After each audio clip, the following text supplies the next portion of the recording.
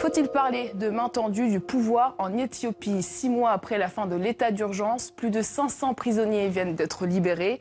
Parmi eux, l'une des figures de l'opposition, Merera Gudina, a été accueillie en héros par ses soutiens. Les précisions de Sophie Rossi.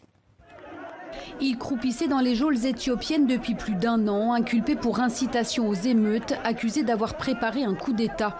Merera Gudina vient de retrouver la liberté, amnistié par le gouvernement comme 500 autres prisonniers éthiopiens, dont 115 responsables politiques. Les charges à leur encontre seraient abandonnées.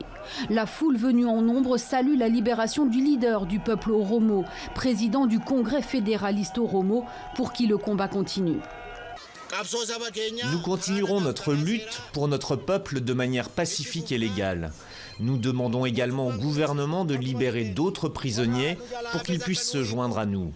Je suis très heureux d'être libre aujourd'hui et vous êtes également heureux que je sois libre. C'est tout ce que je dirais aujourd'hui, mais demain, on se verra au travail.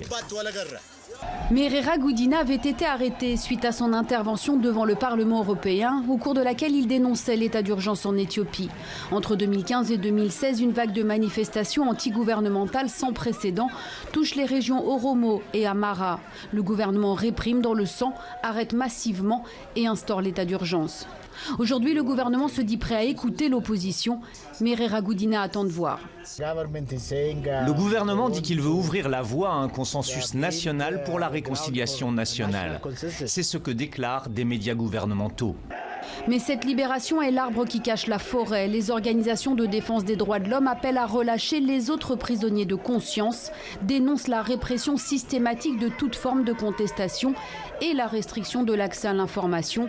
Des milliers de personnes arrêtées sous l'état d'urgence seraient toujours sous les verrous.